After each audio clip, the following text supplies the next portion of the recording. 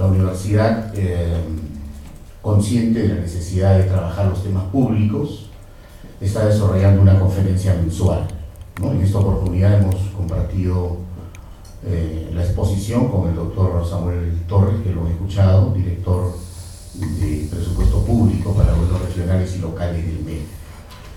Bien, a ver, Miguel, vamos a hablar un poco de políticas públicas y su articulación.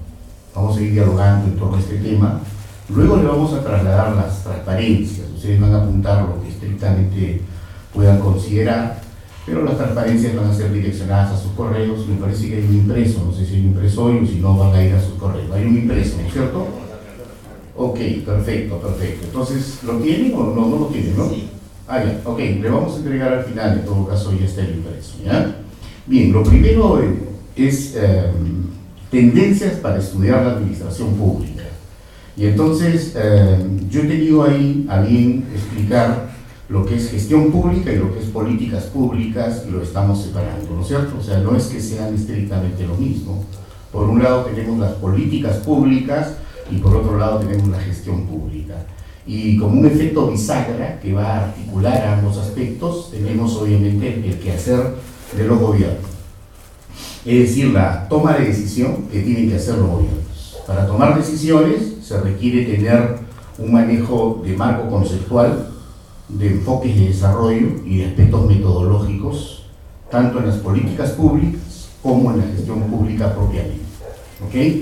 Bien, pero cuando hablamos de toma de decisión de gobierno, tenemos que tener una precisión que se trata de 3 niveles de gobierno: el gobierno nacional, el gobierno regional y los gobiernos locales. Esa es una primera apreciación de un escenario muy general, ¿no es cierto? Pero cuando hablamos, por ejemplo, y pretendamos hacer un desglose de las definiciones, podemos decir, por ejemplo, que en gobiernos locales se subdividen en provinciales y distritales, ¿no es cierto? Y cuando hablamos de gobierno nacional, ahí el desglose, o sea, la subdivisión es mucho más amplia, ¿no es cierto? Podríamos decir que es parte de los gobiernos nacionales, en primer lugar, los ministerios, ¿no es cierto? Los 25 ministerios que representan a cada uno de los sectores de la economía nacional y que se constituyen como órganos rectores de los llamados sistemas funcionales de la administración pública. No es lo mismo decir sistemas administrativos que sistemas funcionales, es un tema que vamos a ir dialogando. Los entes rectores de los sistemas funcionales son los ministerios, ¿no es cierto? Podemos referir, por ejemplo, que el tema que corresponde, por ejemplo, a los temas de educación es el Ministerio de Educación. A los aspectos temáticos sectoriales en tema de salud es el Ministerio de Salud, y así podríamos ir describiendo los 25 sectores, ¿no? Pero en los sistemas funcionales, a propósito de este conversatorio que vamos alcanzando con ustedes, tendríamos que también diferenciar de que hay sistemas funcionales estrictamente temáticos y que no corresponden estrictamente a los ministerios como entes rectores, y que más bien corresponden a organismos públicos. Antes, recuerdan ustedes que se llamaban organismos públicos descentralizados, las famosas OPDs.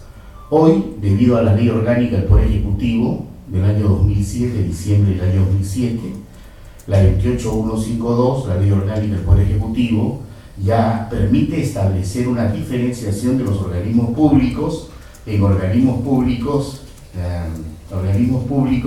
especializados y organismos públicos ejecutores, ¿no es cierto? Y dentro de los especializados se incorporan los organismos reguladores y supervisores, ¿no es cierto? Ya, entonces, hay sistemas funcionales que tienen como rectoría a organismos públicos especializados, y hay sistemas que tienen como rectoría a los organismos públicos ejecutores. A ver, por ejemplo, algo de este tema que estamos hablando. Por ejemplo, en el tema de financiera, nacional e internacional, pública y privada, mira lo extenso que significa ese concepto, ¿no? Cooperación técnica y financiera, pública y privada, nacional e internacional. En esa temática, o sea, en esa temática hay un órgano rector de un sistema funcional. ¿Cuál es el órgano rector? Una agencia, se llama Agencia de Cooperación, ¿no es cierto? Es el ACSI, y ese ACSI es un organismo público, no tiene la condición de ministerio, y es un ente rector de un sistema funcional, del sistema funcional de la cooperación técnica y financiera, nacional e internacional, pública y privada.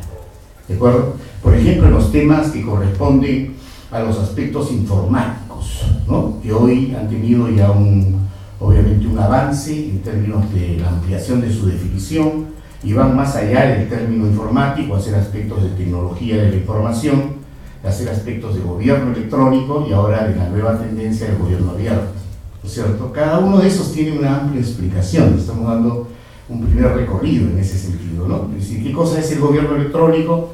Uso intensivo de las tecnologías de la información en la administración pública, ¿no es cierto?